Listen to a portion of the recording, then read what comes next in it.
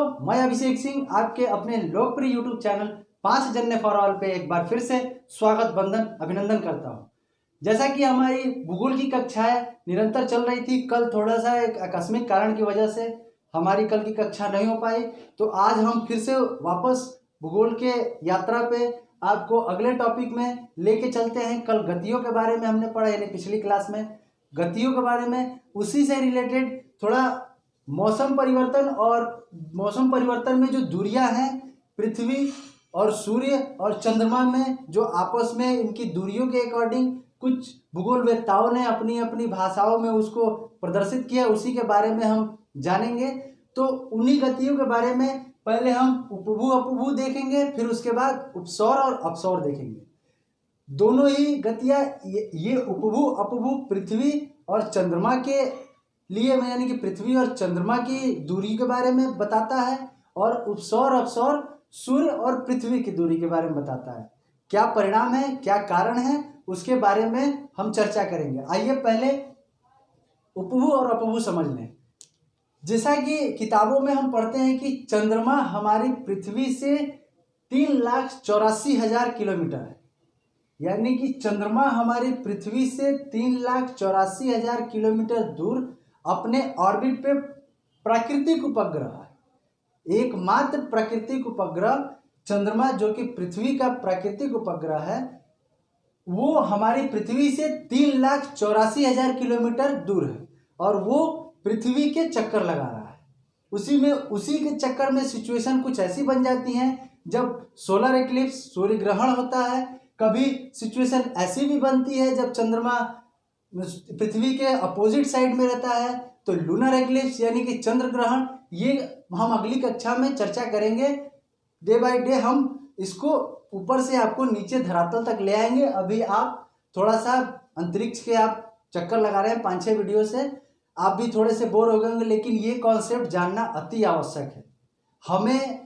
हम डायरेक्ट पृथ्वी पे आके आपको ये समझाएं कि नहीं दिल्ली यहाँ है, मुंबई यहाँ है, डायरेक्ट हम पॉलिटिकल ज्योग्राफी पे चले जाए तो ज्योग्राफी का वो मायने नहीं है। वो तो स्टैटिक्स के पार्ट है, वो तो सब पढ़ सकते हैं, हर किताबों में है। वो जो 10 रुपए की हम जीके लेके आते हैं, उन किताबों में भी ये टॉपिक्स मिलते हैं, लेकिन हमें उसके कॉन्सेप्ट को जानना अति आवश्यक है कि हम उसके कॉन्सेप्ट, उसके तह तक जाके कि वो चीजें बनी कैसे। जैसे हमने पहली कक्षा में ही आपको बताया था कि 3 सिचुएशन में ही, यानी कि 3 शब्दों से ही ज्योग्राफी पढ़ी जाती है, क्या, क्यों और कैसे। तो क्या यानी कि अगर ये सिचुएशन हम पढ़ रहे हैं तो ये क्या है, ये क्यों है और ये कैसे है। तो ज्योग्राफी यानी कि एक शोध का विषय है। आप दिन पर दिन जितना भी आप इसके अंदर पढ़ते जाएंगे, इसके अंदर आप घुसते जाएंगे, तो आपको नई नई चीजें पता चलेंगी, क्योंकि ये अनंत है। जैसा कि मैंने बताया था बिग बैंग थ्योरी में कि ब्रह्मांड अनंत है, यानी कि पूरी ज्योग्राफी ही अनंत है। केवल हम पृथ्वी का ही बृहद अध्ययन कर पाते हैं, उसमें भी कुछ अजम्पशन करते हैं हम। जैसे पृथ्वी के कोर को भी अजम्पशन किया जाता है, यानी कि माना जाता है, क्योंकि कोर तक अभी कोई मेटल पहुंच ही नहीं पाया, उसका तापमान इतना ज्यादा है। जो आप ज्वालामुखी विस्फोट देखते हैं, उन ज्वालामुखी बारे में अगली कक्षाओं में, आगे की कक्षाओं में मैं क्रमवार आपको पढ़ाऊंगा। आप बस जुड़े रहिए, धैर्य रखिए और समझ के इसको एकदम इंटरेस्टिंग सब्जेक्ट बना के चलिए। ये रट्टा मार सब्जेक्ट नहीं है, इसको आपको समझना पड़ेगा। तो आइए उसी क्रम में आज हम देखेंगे उपभू अपभू। इसको अंग्रेजी में पेरिजी और एपोजी कहते हैं। उपभू यानी कि उप यानी कि छोटा दिख रहा है आपको, छोटा समझ में आ रहा है, तो उसको माइक्रोमून की सुपरमून की संज्ञा दी गई। उपभू यानी कि नजदीक, नजदीक है, यानी कि कोई भी पिंड अगर किसी पिंड से नजदीक है तो बड़ा दिखेगा, तो उसको सुपरमून कहेंगे। अपभू यानी कि दूर चला जाएगा, हमसे कोई चीज दूर चली गई, तो दूर जाने को माइक्रोमून, यानी कि दूर से वो चीज छोटी दिखती है, तो उसी को सुपरमून और माइक्रोमून की संज्ञा दी गई है। ये सिचुएशन कब होती है, तो देखिए, समझिए और इसको एक इंटरेस्टिंग सब्जेक्ट समझ के इसको पढ़िए। जैसे ये पृथ्वी है,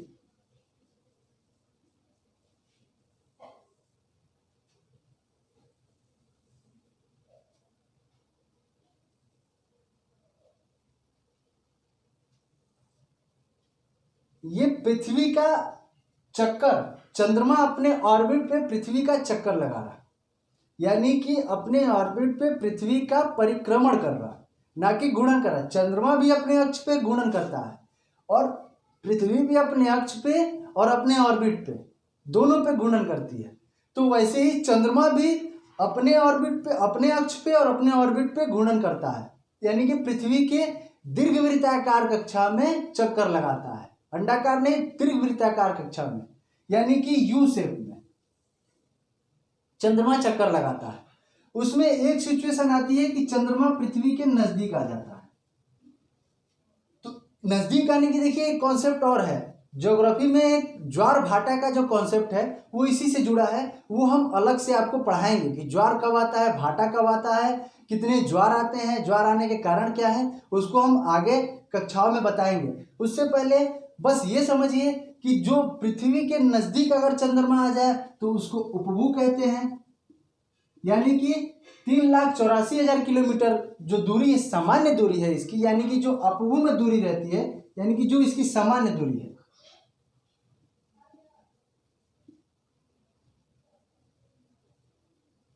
ये माइक्रोमून, इसको सुपर मून।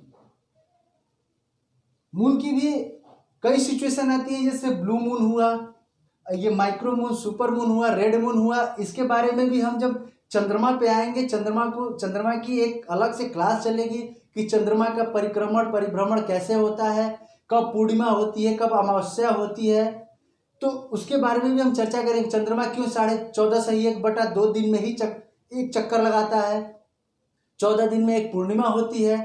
तो इसके बारे में हम चंद्रमा की जब एक अलग से आपको क्लास लेंगे, एक अलग से कक्षा में चंद्रमा के बारे में समझाएंगे। ये उपभू और उपभू में चंद्रमा सूर्य के नजदीक आ जाता है तो बृहद ज्वार जिसको कहते हैं, तो वो ज्वार भाटा में हम पढ़ाएंगे।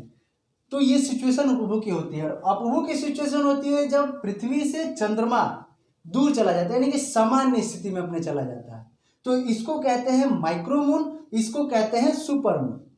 यानी कि जब चंद्रमा, आप कभी कभी देखे होंगे, कभी कभी ऐसी सिचुएशन आती है जब एक अजीब, मतलब एक अलग आकार का चंद्रमा, यानी कि एक लाल नुमा संरचना दिखती है उसमें से, और काफी आपको लगता है कि आपके नजदीक है, तो उसमें ये सिचुएशन होती है सुपरमून में। और माइक्रोमून में यानी कि दूर चला जाता है, छोटा चंद्रमा दिखता है। तो ये एक छोटा सा कॉन्सेप्ट था, इसको समझना बहुत जरूरी है। तो आइए हम अगले कॉन्सेप्ट पे चलते हैं, उपसौर और अपसौर पे। आइए उसके आगे हम देखते हैं। तो एक और टॉपिक का आता है उसी परिक्रमण के टॉपिक में, यानी कि पृथ्वी और सूर्य के नजदीक और दूर कैसे आती है, क्यों आती है, इसका क्या प्रभाव है, इसको थोड़ा समझते हैं। ये भी बहुत इंपॉर्टेंट टॉपिक है, इसमें ताप से रिलेटेड है, यानी कि जो हमने आपको तापीय पेटी बताई थी उससे भी रिलेटेड है, और सूर्य का ताप पृथ्वी पे कितना प्रभावित करता है पृथ्वी को इस सिचुएशन में, ये भी जानेंगे। तो जैसा कि ये पृथ्वी दीर्घवृत्ताकार, ये भी दीर्घवृत्ताकार अपने ऑर्बिट पे सूर्य के परिक्रमा कर रही है। पृथ्वी दीर्घवृत्ताकार अपने ऑर्बिट पे सूर्य की परिक्रमा कर रही है। एक सिचुएशन आता है जब पृथ्वी सूर्य से थोड़ी नजदीक आ जाती है, और एक सिचुएशन आता है जब पृथ्वी सूर्य के अपने सामान्य अवस्था में, जिस अवस्था में वो परिक्रमण कर रही है उसी अवस्था में वो चली जाती है। तो नजदीक को कहते हैं आप उपसौर, उपसौर को अंग्रेजी में कहते हैं पेरीहेलियन, और दूर को कहते हैं अपसौर। उप यानी कि छोटा, आप बोल के देखिए, उप कम समय लग रहा है तो छोटा, और अप यानी कि बड़ा, यानी कि दूर, कोई चीज हमसे दूर चली गई। अभी हमने पढ़ा उपभू अपभू में नजदीक दूर की, लेकिन वो सिचुएशन थोड़ी सी चंद्रमा से रिलेटेड थी, ये सूर्य और पृथ्वी से रिलेटेड है। तो इसको हम देखते हैं कि आखिर ये सिचुएशन आती कब है। तो उपसौर की जो सिचुएशन है, यानी कि सूर्य जब हमारे पृथ्वी के नजदीक होता है, तो वो सिचुएशन होती है 3 जनवरी की। 3 जनवरी यानी कि ये उपसौर नजदीक, और 4 जुलाई की जो सिचुएशन होती है इसको कहते हैं अपसौर, यानी कि दूर। ये नजदीक, ये दूर, नज़दीक दूर से एक और चीज़ मेरे दिमाग में आई कि देखिए पेंडेमिक चल रहा है कोविड-19 का, यानी कि कोरोना वायरस की महामारी जो हमारे देश नहीं हमारे पूरे पृथ्वी पूरे ग्लोब पे है, उसको हम इन्हीं दूरी की वजह से उसको मात दे सकते हैं, उसको अपने से दूर भगा सकते हैं। जैसा कि एक नारा दिया गया है कि 2 गज की दूरी और अपने को सेफ रखें, तो कृपया 2 गज की दूरी बनाए रखें, मास्क पहने, कहीं भी निकले मास्क पहन के निकले, अपने आप को सैनिटाइज करें, कहीं से भी आए सैनिटाइज करें, और कृपया इसको हल्के में न लें। इसको हल्के में लेना यानी कि अपने पैर पे कुल्हाड़ी मारना। ये देखिए ये एक ऐसी स्थिति है जिससे पार पाना थोड़ा सा मुश्किल है, कठिन नहीं है, और इसका एक ही उपाय है कि आप अपने से सजग रहें। आप बड़े बुजुर्गों ने कहा है कि अपने घर को सेफ रखें, दुनिया अपने आप सेफ रहेगी। यानी पहले घर के सुधार लो तो दुनिया को सुधारने निकलना है। तो अपने आप को सेफ रखें और घर में रहें, सुरक्षित रहें। ये अनलॉक जरूर है, लेकिन ये अनलॉक सबके लिए नहीं है कि आप दोस्तों से मिलने जा रहे हैं, आप 4 लोग बैठ के कहीं गप्पे लड़ा रहे हैं, उसके लिए अनलॉक नहीं है। ये अनलॉक केवल और केवल अर्थव्यवस्था को सुदृढ़, हमारा देश मिश्रित अर्थव्यवस्था पे चलता है और हम कृषि प्रधान देश हैं, तो हमारी अर्थव्यवस्था पूंजीवादी अर्थव्यवस्था से अलग है। हम समाजवादी अर्थव्यवस्था पे चलते हैं, यानी कि हम सबको एक साथ लेके चलते हैं। पूंजीवादी को केवल पैसे से मतलब है, लेकिन हमें अपने समाज, अपने गरीब, अपने दबे, अपने कुचले सबको लेके और तब हमें चलना है। तो हम अपनी अर्थव्यवस्था को सुदृढ़ रखें, उसी के लिए सरकार ने अनलॉक 2 की जो भी एडवाइजरी जारी की, कृपया उसको फॉलो करें और उससे बचें। आइए अपने टॉपिक पे चलते हैं, उपसौर और अपसौर। उपसौर यानी कि नजदीक। जब पृथ्वी सूर्य के नजदीक रहती है तो आप कहेंगे कि जब नजदीक रहती है तो सूर्य पृथ्वी तो आग का गोला हो जाएगी, लेकिन नहीं, इसकी सिचुएशन क्या है हम अभी आपको बताएंगे। अपसौर यानी कि पृथ्वी जब सामान्य अवस्था में रहती है, यहाँ उत्तरी गोलार्ध में गर्मी होती है, यहाँ उत्तरी गोलार्ध में ठंडी होती है। तो जब उत्तरी गोलार्ध में ठंडी होती है और सूर्य नजदीक भी होता है पृथ्वी के, तब फिर हमें क्यों गर्मी का एहसास नहीं होता। तो आइए ग्लोब पे थोड़ा समझते हैं इस बारे में। देखिए पृथ्वी है, ये अपने अक्ष पे घूर्णन कर रही है पश्चिम से पूर्व की तरफ, और ये ऑर्बिट पे भी पश्चिम से पूर्व की तरफ मानी गई दिशा। जैसा कि मैंने आपको बताया, बार बार ये रिपीट कर रहा हूँ, मानी गई दिशा है। आप कहीं भी घूम ले पश्चिम नहीं मिलेगा, कहीं भी घूम ले पूर्व नहीं मिलेगा, मिलेगा तो बस तो आप उत्तर और दक्षिण। तो जो ये माना गया है कि ये पश्चिम से पूर्व की तरफ अपने ऑर्बिट पे भी दीर्घवृत्ताकार कक्षा में यानी कि अंडाकार शेप में घूमती है। खुद भी पृथ्वी को जर्ड शेप कहा गया है, यानी कि ये हिंदी माध्यम वाले इसको व्यक्तिवाचक संज्ञा समझे, यानी कि ये केवल और केवल इसी के लिए बनाया गया है, यानी कि जर्ड शेप पृथ्वी के लिए बनाया गया है। तो हम बात कर रहे थे उपसौर और अपसौर की। जब सूर्य और पृथ्वी उस अवस्था में होते हैं, यानी कि उपसौर की अवस्था में होते हैं, तो उसमें नजदीक में समझ लें कि ये उपसौर की जो स्थिति है कि पृथ्वी की सूर्य से जो सामान्य दूरी है वो लगभग 14.5 से 15 करोड़ किलोमीटर की है। लेकिन जब ये सिचुएशन आती है तो पृथ्वी की जो दूरी होती है सूर्य से वो लगभग 13.7 टू 14 करोड़ किलोमीटर लगभग है। ये कई किताबों में अलग अलग डाटा दिए गए हैं, तो बस हम नज़दीक और दूर के बारे में समझें। तो हम ये ग्लोब है, ये पृथ्वी है, ये हमारा प्यारा भारत है।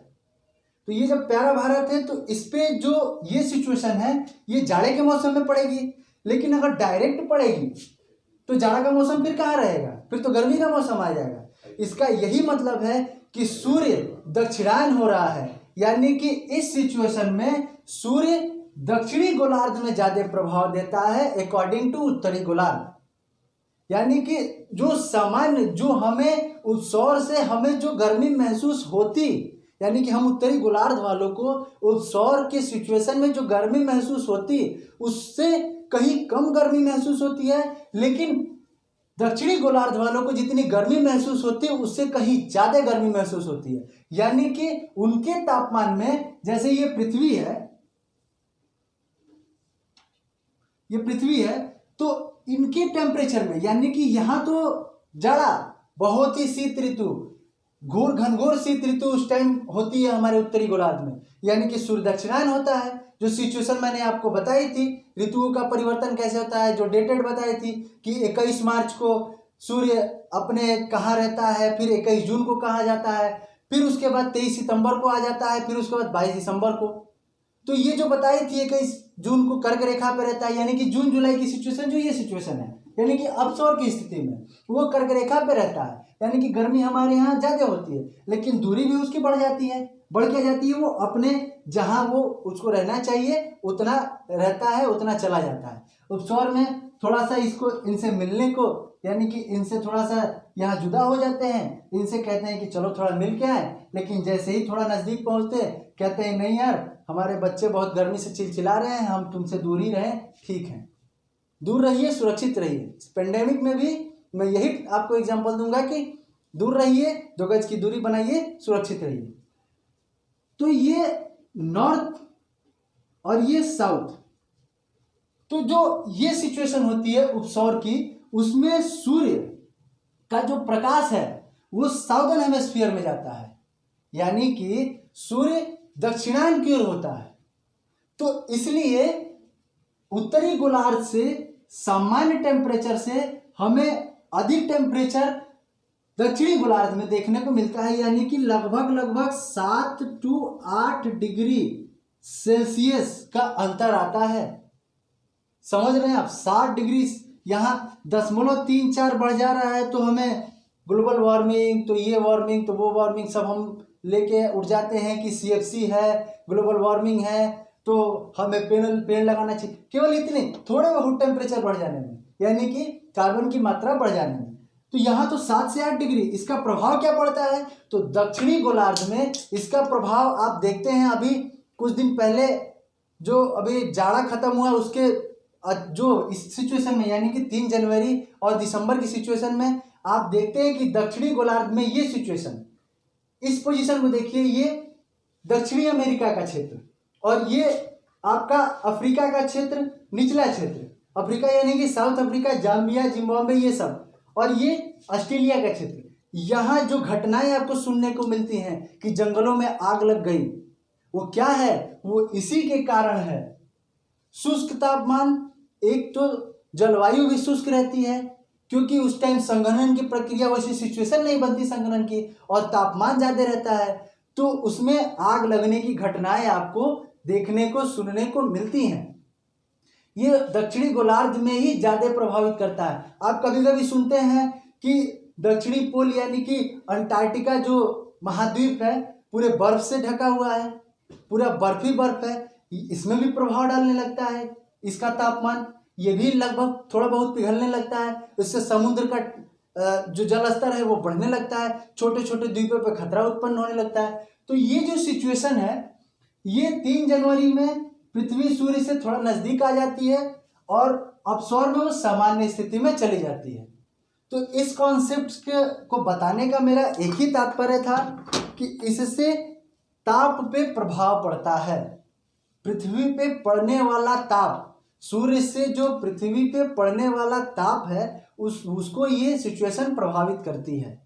नज़दीक आएगा ताप ज़्यादा होगा, दक्षिणी गोलार्ध में ताप ज़्यादा मिलेगा, उत्तरी गोलार्ध में उसके अकॉर्डिंग कठोर नहीं है। यानी कि उत्तरी गोलार्ध में अगर ये सिचुएशन होती तो हमें ज़्यादा कठोरता महसूस होती, वैसे दक्षिणी गोलार्ध में वो सिचुएशन आती है कठोरता की, यानी कि ज़्यादा गर्मी महसूस होती है, उससे आग लगने, जंगलों में आग लगने की जो केसेस आप देखते हैं। साउथ पोल पे जो अंटार्कटिका जो महाद्वीप है वो बर्फ से पूरा ढका हुआ है, उसमें थोड़ा सा आपको पिघलाव मिलता है, यानी कि पिघलता है, जिससे समुद्र का लेवल बढ़ता है और छोटे छोटे द्वीपों पे खतरा मंडराता है। अब मुझे उम्मीद है कि आप इस टॉपिक को समझ गए होंगे। और देखिए, भूगोल एक बहुत रुचिकर सब्जेक्ट है, यानी कि भूगोल को आप समझ के पढ़िए, न कि भूगोल रट्टा मारने की चीज़ है। अगर हम आपको ये सिचुएशन न बताएं तो आप कैसे समझेंगे कि भूगोल में क्या था, अभी क्या हो रहा है, आगे क्या हो सकता है। अगर हम पॉलिटिकल पे डायरेक्ट पहुंच जाएं कि नहीं ये पर्वत यहाँ है, ये पठार यहाँ है, ये नदियाँ यहाँ से यहाँ बहती है, तो ये तो आप समझ लेंगे कि हाँ ये नदी है, जैसे गंगा यहाँ से निकलती है और सुंदरवन डेल्टा बनाते हुए बे ऑफ बंगाल में गिरती है, कावेरी निकलती है और फिर ये बे ऑफ बंगाल में गिरती, तो ये सब तो मैं आपको बता दूंगा। लेकिन वो उसकी सिचुएशन क्या है, वो कैसे निकली, कौन नदियाँ, कौन पर्वत, कौन पठार कैसे बने, उसके बारे में भूगोल को जानना अति आवश्यक, यानी कि उसके कॉन्सेप्ट को जानना अति आवश्यक है। आप किसी भी चीज़ को, कोई भी चीज़ पढ़ते हैं, जैसे इतिहास ही पढ़ते हैं, तो इतिहास रट्टा मारने की चीज़ें नहीं है। इतिहास को भी आप उसके कॉन्सेप्ट को, कहानियों को, उसके सीक्वेंस वाइज कॉन्सेप्ट को दिमाग में बैठा के और फिर उसको आप किसी किताब से, किसी भी टीचर से पढ़ें, किसी भी अध्यापक। देखिए, अध्यापक अच्छा या बुरा नहीं होता। अब पढ़ने और पढ़ाने का जो तरीका होता है और बच्चों के जो समझने का तरीका होता है, उसमें डिफरेंसेस होते हैं। अध्यापक तो बहुत एक से ऐसे ऐसे हैं जिनके पास बहुत ज्ञान है, लेकिन उनके पास थोड़ी सी कमी ये हो जाती है कि वो समझा नहीं पाते, यानी कि वो बच्चे जो चाहते हैं वो दे नहीं पाते। जैसे इसी पे एक जो हम परीक्षाएं जो देखते हैं, प्रतियोगी परीक्षाएं, तो प्रतियोगी परीक्षाएं या कोई भी परीक्षा दो प्रकार से ली जाती है। जैसे आप यूपीपीएससी ले लें, यूपीएससी की ले लें, जो मेंस परीक्षाएं होती हैं वो रिटेन होती हैं, लेखन शैली आपकी देखी जाती है। और जो ऑब्जेक्टिव, जो स्क्रीनिंग होती है, छटने की जो परीक्षा होती है, वो ऑब्जेक्टिव होती है। उसमें अंतर देखिए, समझिए क्या है। ऑब्जेक्टिव परीक्षाएं जो भी होती हैं, उसमें एग्जामिनर क्या चाहता है उसके अकॉर्डिंग आपको उत्तर देना पड़ता है, ना कि आपका अपना व्यू। लेकिन सब्जेक्टिव में क्या होता है, यानी कि लेखन शैली, डिस्क्रिप्टिव जो एग्जाम होते हैं, उसमें आपका व्यू क्या है, उसमें आपका व्यू क्या है, आप किस प्रकार अपने आप को एक्सप्रेस कर सकते हैं, उसको जानने की कोशिश एग्जामिनर करता है। कि आप जैसे आप प्रशासक बना के कहीं भेज दिए गए या फिर किसी भी पद पे आप जाएं, तो वहाँ की सिचुएशन को समझ के उस सिचुएशन से उस क्षेत्र को उबार पाना, ये कितने हद तक आप कर सकते हैं, ये इस परीक्षा में आपको एग्जामिनर यही पूछता है कि इस परीक्षा में आप उसको जो भी लिखें, उसकी लेखन शैली आपकी कैसी है, आप कैसा शब्द का प्रयोग कर रहे हैं, आप बड़ी चीज़ों को छोटे में कैसे संक्षिप्त तरीके में लिख के आप बता रहे हैं, वो चीज़ें सब्जेक्टिव एग्जामिनेशन में देखने को मिलती हैं। और ऑब्जेक्टिव में स्क्रीनिंग, यानी कि एग्जामिनर क्या चाहता है। वैसे ही टीचर खराब अच्छा नहीं होता, स्टूडेंट क्या चाहता है ये टीचर को समझ के हमें उनको देना चाहिए। इसी के साथ आज का ये टॉपिक जो आप लोगों के सामने था, इसको समझ ही गए होंगे। अगले टॉपिक में हम एक्लिप्स के बारे में पढ़ेंगे, यानी कि सूर्य ग्रहण, चंद्र ग्रहण कैसे होता है, उसके क्या प्रभाव होते हैं। उसी के साथ मैं आपसे गुजारिश करूंगा कि आप इस पे प्रतिक्रिया दें, अपनी प्रतिक्रिया जरूर दें, चाहे सही चाहे गलत। देखिए, लाइक और डिसलाइक करिए, उससे कोई लेना देना नहीं। आप अपनी उपस्थिति तो दर्ज करा रहे हैं, मुझे उससे मतलब है। आप अपनी उपस्थिति दर्ज कराएं और आप कृपया हमारे चैनल को मेरे चैनल से जुड़े रहें, बने रहिए, जुड़े रहिए और दूरी बनाए रखें। इस पेंडेमिक को हम हराने के लिए सक्षम हैं। हम भारतीय हैं, हम बहुत ही सहनशील और आज से नहीं हजारों सालों से सहनशीलता का परिचय देते आए हैं, तो आगे भी देते रहेंगे और दृढ़ संकल्पित होकर इसको दूर करें, इसको अपने से दूर भगाएं। तो इसी के साथ आज के लिए विदा लेते हैं। जय हिंद, जय भारत।